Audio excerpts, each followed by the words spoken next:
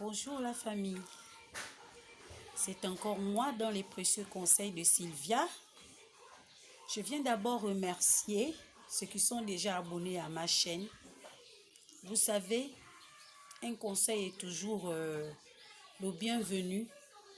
Un conseil est toujours un acquis pour l'amélioration de notre vie quotidiennement. Aujourd'hui, je vais parler la famille des femmes qui sont maltraitées, diminuées, indignées dans les foyers parce qu'elles n'ont pas de source de revenus. Je vais commencer par dire que un homme ne changera jamais son opinion par rapport à vous parce qu'il a mis dans sa tête que vous êtes nuisible, vous êtes zéro, vous ne valez rien. Et ce sera ainsi du début jusqu'à la fin. Si vous ne lui prouvez pas le contraire, si vous ne lui prouvez pas que vous êtes capable de beaucoup de choses, que vous aussi vous existez, son opinion ne va jamais changer pour vous. C'est pourquoi j'ai fait cette vidéo pour lancer la sonnette d'alerte à toutes mes sœurs, à toutes mes mamans qui sont assises aujourd'hui dans les foyers, qui ne font rien, qui se contentent d'être des femmes au foyer. C'est ce que nous allons entreprendre comme petite activité. C'est ce qui peut changer l'opinion d'un homme qui nous méprise, qui nous dénigre dans un foyer parce que nous sommes assis sans rien faire. Demandez à Dieu, Seigneur, quel est le but pour lequel tu m'as envoyé sur terre? Seigneur, change ma situation. Seigneur, révèle-moi mes talents. Aujourd'hui, je parle de mes expériences. Aujourd'hui, je conseille au travers de mes expériences. Et je me suis levée, j'ai commencé à marcher. Je sais qu'un jour, je verrai la lumière. Je verrai la gloire de Dieu dans ma vie, au travers de ce que j'ai commencé à entreprendre. Et je n'aimerais pas être égoïste sans partager mes expériences avec vous. Je vais vous dire, vous êtes capable de beaucoup de choses. Levez-vous. Même les croquettes, même les madeleines, levez-vous. Sortez de votre sommeil. Soyez consciente. Lancez-vous un défi pour prouver à cet homme, pour prouver d'abord à vous-même, au travers de votre homme intérieur, que vous pouvez. Et cela ira vers cet homme. L'attention sera braquée vers cet homme qui va remarquer que mon épouse est debout.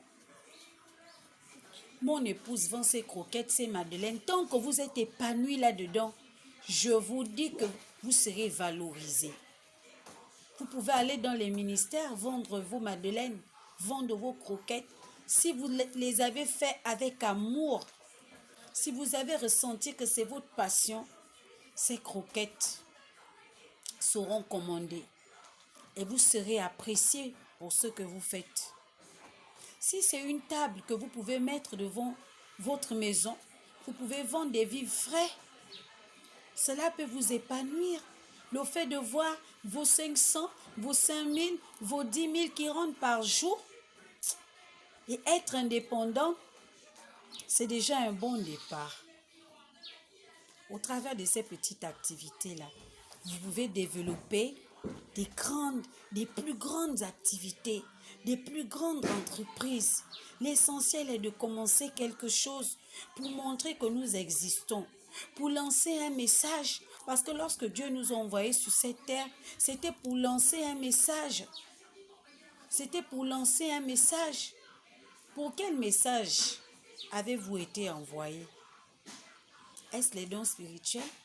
Est-ce les dons physiques? Pour quelle vocation?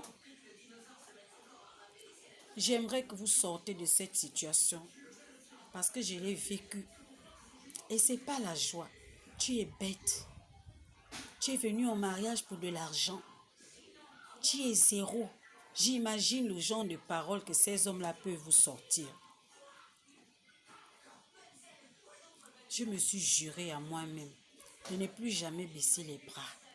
Quel que soit tout ce que je peux entreprendre, je le ferai pour montrer que je vis, pour montrer que j'existe, pour ma dignité, pour montrer que je suis indépendante, que je ne dépends de personne. Vous pouvez, si vous savez tresser, mettre une pancarte devant votre maison, écrire tresse, écrire manicure, pédicure. Cela vous fera 10 000 par jour ou 5 000 par jour. Ce sont vos 5 000 et cela vous fera plaisir. Vous n'aurez pas à dire à l'homme, je veux le jus. Vous n'aurez pas à dire à l'homme, je veux me coiffer. Vous n'aurez pas à dire à l'homme, les enfants veulent ceci ou cela.